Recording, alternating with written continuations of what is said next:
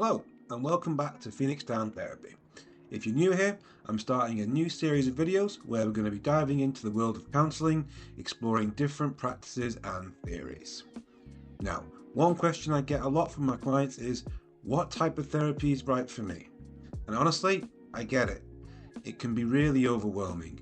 There's a whole sea of different approaches out there.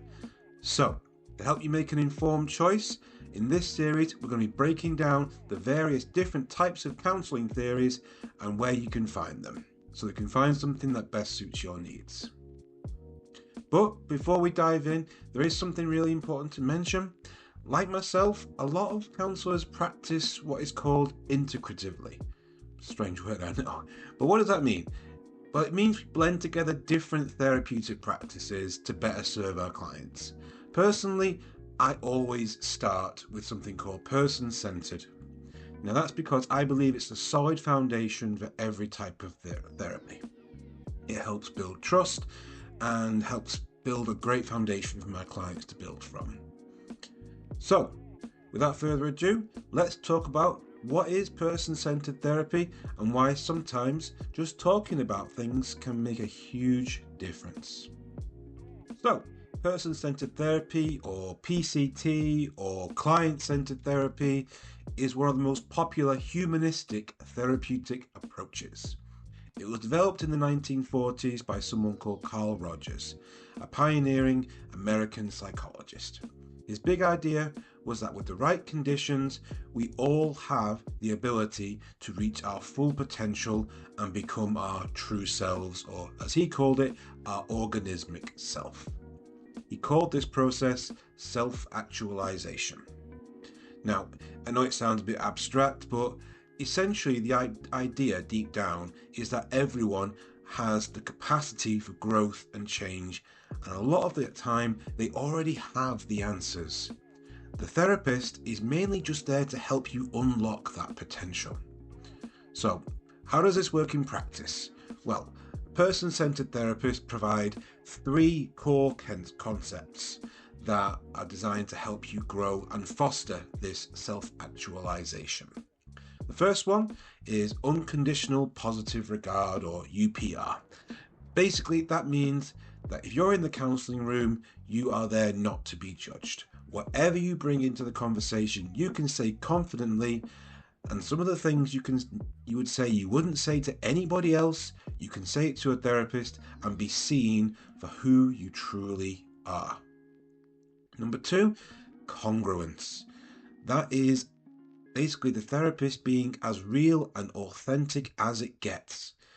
Now, that means also that they're honest with you about everything and everything that they feel in the session, as a way of helping build trust, or something called the therapeutic relationship between the client and the therapist. And the third most important thing is empathy. Duh, right? But the therapist really tries to feel what you're feeling, really try and understand things from your perspective. The best way I ever thought about this was trying to step in somebody else's shoes, but keep your own socks on so that you don't burn yourself out. But in essence, we're trying to see things through your eyes, through your perspective, to gain an understanding of what you're going through. So how does this play out in a session? Well, the biggest difference is that you do most of the talking. The therapist does not play the role of the expert. They do not tell you what to do, and they won't give you the answers directly. What they do, though, is help you explore your feelings, your thoughts, and your experiences.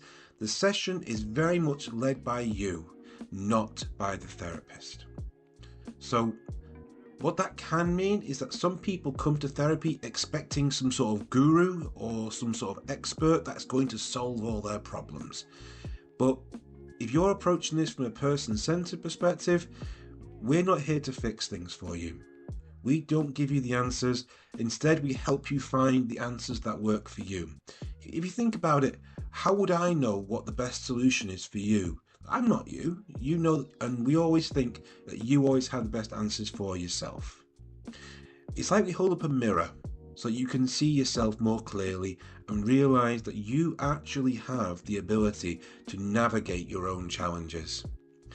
What makes this process really work is the belief that you're the expert on you. No one else has experienced life the way you have, and so all we do is create a safe space. And sometimes that can be really powerful in itself, just where you can speak freely, without fear of judgment, without anyone else telling you what to do, just where you can sit and be for a bit. You can start to discover what makes you you. What are your inner resources? How do you cope with certain things? How do you handle challenges? And when you answer all those questions, you begin to grow as a person. Now, Rogers believed, and I'm inclined to agree with him, that when a therapist provides these 3 key elements, it helps clients open up and express their true feelings. Over time, this leads to a greater piece of self-awareness and self-acceptance. Now, what this also does is help you build confidence in yourself, foster your own independence, your ability to trust yourself more, to find your own solutions without seeking help, and realize that you don't need to rely on others for validation or for answers, because they're already inside you. And this leads on really well to the next part, called the internal locus of evaluation. Now, this is another idea from Carl Rogers. It may sound a little technical, but essentially it's all about how we evaluate ourselves. The theory goes that if you operate from an internal locus of evaluation, that you trust your own judgment more, you trust your own instincts, and you value your own opinion over other people. On the flip side though, if you have an external locus of evaluation, you tend to rely more on the opinions of other people, on the values of others and what it means about you. Whether that's parents, friends, society at large, bosses, colleagues, it can lead to a lot of self-judgments about yourself based on what people think or what you think they think about you. In therapy, the goal is to move forward and try and foster an internal locus of evaluation, where you begin to trust yourself more and more, and that shift is a big part of the process. What would you expect in a typical person-centered session? Well, it's pretty simple. You would just say whatever is on your mind. I mean absolutely anything. It doesn't even need to make sense at first. The therapist will listen intently, occasionally reflecting back or summarizing what you've said. This isn't about me giving you the answers, it's about helping you fully understand your own thoughts and feelings. One of the best analogies I've thought of this is it's like a tumbled up ball of yarn in your mind. In therapy, we pull on the strings one by one and straighten them out so that they make more sense in your mind. Because if they're all jumbled up, it can feel really overwhelming. But by taking them apart piece by piece, straightening them out, you begin to understand yourself more and understand what you're going through so you can help yourself move forward. Now, what are some limitations to person-centered therapy?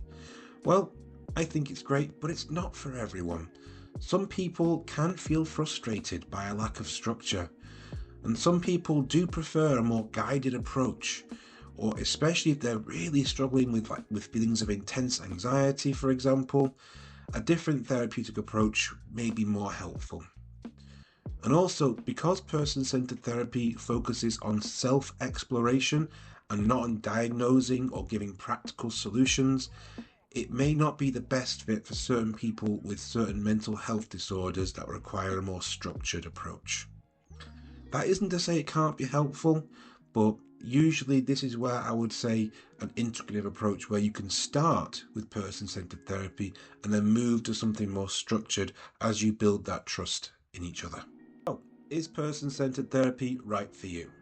Well, if you're looking for a space to talk about your thoughts and feelings, you want emotional support without the pressure of finding quick solutions, then PCT could be a great fit.